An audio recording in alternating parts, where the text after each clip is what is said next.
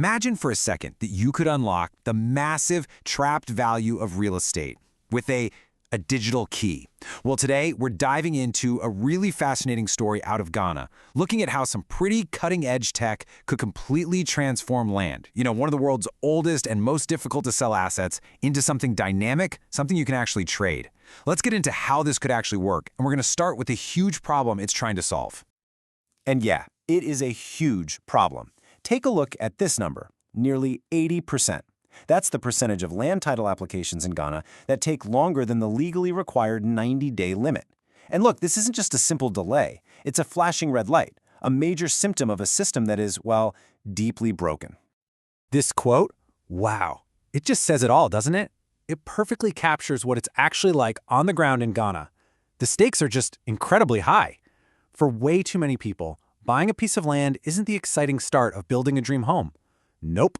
It's the start of a long, incredibly expensive, and totally uncertain battle in court. So the big question is, how on earth did it get this complicated? Let's try to unpack the roots of Ghana's land ownership maze. It's what experts have called a true Gordian knot, just a tangled mess of history, law, and bureaucracy. You see, it's not just one thing. It's a whole mess of problems that all feed into each other. You've got this dual legal system where a whopping 80% of the land is governed by customary traditions, which often clash head-on with state law. That, of course, creates messy, incomplete, overlapping data. And what does that lead to? You guessed it, endless lawsuits and fraud. And then you throw in physical threats like illegal mining that can literally destroy the land itself, making ownership fights even more bitter. Okay, so into this absolute maze steps a pretty radical idea. What if you could just cut right through that knot with technology? This right here is the promise of tokenization. It's about using the power of the blockchain to bring clarity, security, and, well, liquidity where it is so desperately needed. All right, so what is a blockchain really? At its heart, it's just a shared digital record book. Think of it like a ledger, But instead of one bank or one government office holding it, it's copied and spread out across thousands of computers. And that distribution, that's the key. It means no single person or group can control it or secretly go in and change things. And this visual really shows you why it's so secure. Each of these blocks, each record, is digitally changed to the one that came before it. It creates a kind of digital domino effect. To mess with just one block, you'd have to change every single block that came after it, all at the same time, across the entire network. That is practically impossible. The result? A super secure and permanent record of every transaction.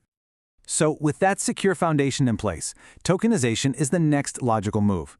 It's simply the process of taking the ownership rights of a real-world physical asset, like a plot of land or an apartment building, and representing those rights as digital tokens on that secure blockchain ledger. Okay, so why bother doing all this? Well, there are 4 huge reasons. 1, you get fractional ownership. You can break a multi-million-dollar property down into affordable little shares. 2, you create liquidity. You turn that stuck, illiquid asset into something you can trade, maybe even 24/7. 3, you get that transparent, unchangeable record of exactly who owns what. And 4, it throws the doors wide open for global investors to get involved. This is how you can raise serious capital. So how does a transaction actually get locked in? It's basically a 6-step dance. First, someone requests a transaction. Then, a new block is created to represent it. That block gets broadcast to the entire network of computers. Those computers, or nodes, all race to validate it by solving a really complex math puzzle. The first one to solve it gets a reward. And boom, the block is officially added to the chain, creating that permanent, unchangeable record. I know, it all sounds perfect, right? Like a technological silver bullet for a really old problem. But, and there's always a but, isn't there? This is where the story takes a really critical turn. This is where the shiny promise of technology slams right into the hard wall of human reality. And it all comes down to this: the fundamental rule of computing. You've probably heard it before. Garbage in, garbage out. A blockchain is a truth machine, for sure, but it can only record the truth that you give it. It can't magically fix a messed up or disputed property title that already exists in the real world. So, this is the crucial point. This contrast right here. The promise is this beautiful, incorruptible record of ownership. But the reality? If you tokenize a property that 2 families are already fighting over in court, well, you haven't solved the fight. You've just created an incorruptible, permanent digital record of the fight. You've basically created a digital lawsuit. And look, this isn't just some academic theory. We know this for a fact. Early projects in Ghana, like Bitland and Ben, they tried the ambitious route. They tried to reform the entire land registry system from the top down, and they failed to get off the ground. Why? Because they ran into what was called fierce resistance from all the people who actually benefit from the current confusing, murky system. Okay, so if a massive top-down overhaul isn't going to work, what's the answer? Do we just give up? No. The market has pivoted to a much smarter, way more practical approach. It's called the private bubble strategy. And the idea is kind of genius in its simplicity. Stop trying to boil the ocean. Instead, create a small, isolated bubble of trust. You take one single high-value property. You do an insane amount of legal due diligence to make sure its title is absolutely 100% clean. Then, you put that perfect asset inside a secure legal wrapper called a special purpose vehicle, or SPV. And only then, only after all that, do you tokenize it. So this model follows a pretty clear three-phase playbook. And notice what comes first. It's not tech, it's law. You find that clean asset, you create the legal structure, your lawyers are your MVPs in this phase, then you move to phase 2, the technology, picking the right blockchain and the right kind of token.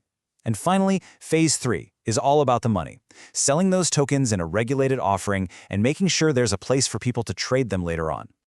And these tech choices are really critical. As you can see here, you've got options. A platform like Ethereum, that's kind of the gold standard for security, but it's expensive to use, so it's best for huge institutional-grade assets. Then you have something like Polygon, which is a layer 2. Think of it as a faster, cheaper highway built on top of Ethereum. That's way better for projects trying to attract lots of smaller, retail investors. It's always a trade-off between cost, security, and speed. But maybe even more important than the platform is the token's DNA, what we call the token standard. Because you're dealing with a regulated financial product, like a share in a property, you can't just use any old token. You need a special type of security token. And its key feature is that it's permissioned. That means you can literally build the compliance rules right into the code, making sure that only verified, legitimate investors are ever able to own the token. It's regulation by design.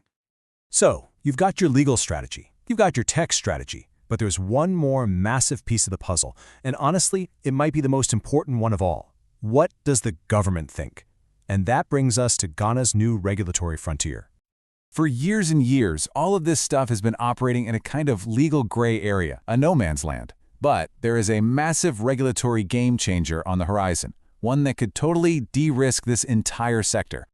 Ghana's central bank and its Securities Commission are working on a brand new framework to license what they call virtual asset service providers, or VASPs. And here is the absolute killer detail. Asset tokenization services is specifically named as an activity that you can get a license for.